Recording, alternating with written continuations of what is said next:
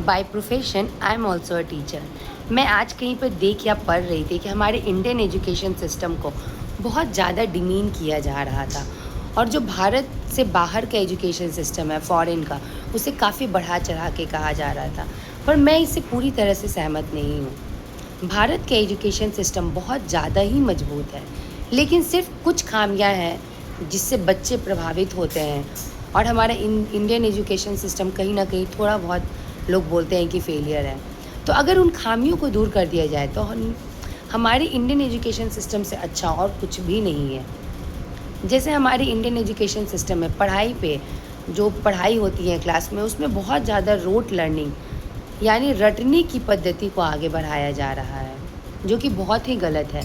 New education policy 2020 में आया भी है, जिसमें ये भी बताया गया है कि बच्चों के स्किल्स पे काम करें, उन्हें क्रिएटिव बनाएं। मार्क्स और एग्ज़ाम को ही सफलता का पैमाना मान लिया गया है, जो कि बहुत ही गलत है। कई पेरेंट्स ये सोचते हैं कि मेरे बच्चों को अगर 90 अबव 95 98 आते हैं तो ही वो सफल है, दूसरे बच्चों से उनका आकलन करते हैं। ये बहुत ही गलत है। अगर आपके बच्चों को परसेंटेज कम भी आ रहे हैं, लेकिन अगर वो क्रिएटिव हैं तो आपके बच्चे ज़रूर सक्सेसफुल होंगे। प्रैक्टिकली नॉलेज की कमी के कारण बच्चे असली दुनिया के लिए तैयार नहीं हो पाते हैं। हर बच्चे की अलग अलग क्षमता होती है, ये समझना बहुत ज़्यादा ज़रूरी है। लेकिन सिस्टम जो है वो सबको एक जैसा मानता है।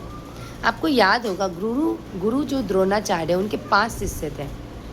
पांचों को उनकी क्षमताओं के अनुसार गुरु द्रोणाचार्य ने शिक्षा दी। भीम को अलग शिक्षा दी गदा चलाने की, अर्जुन को अलग शिक्षा दी। अगर वो सबको एक ही अनुसार नापते और मापते तो आज सबका अलग अलग पहचान नहीं हो पाता। मानसिक स्वास्थ्य और स्टेज पर भी बहुत ज़्यादा ध्यान दिया जाता है। टीचिंग मेथड्स में कई जगह अभी भी पुराने और बोर्डिंग पद्धति स्कूल्स में है। टीचर आते हैं, क्लास में ब्लैक बोर्ड पे लिखवाते हैं, ना तो वो टॉपिक समझाते हैं, ना वो टॉपिक से बच्चों को रिलेट कर पाते हैं, और बस बच्चों को राइटिंग बोलते हैं कि आप इसे बस उतारो, कॉपी करो, जो कि बिल्कुल ही गलत है। और करियर गाइडेंस की कमी के कारण बच्चे सही दिशा नहीं चुन पाते हैं।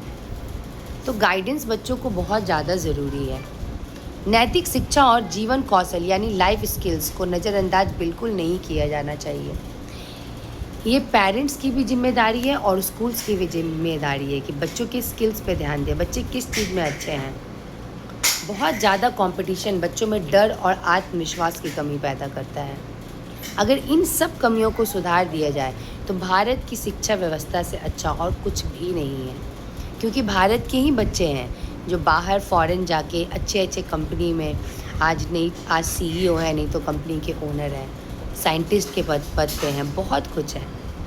तो हमारे इंडियन सिस्टम अच्छा है, बस कुछ खामियों को अगर दूर कर दिया जाए तो। आपको ये जानकारी कैसे लगी मुझे प्लीज़ कमेंट बॉक्स में बताइएगा।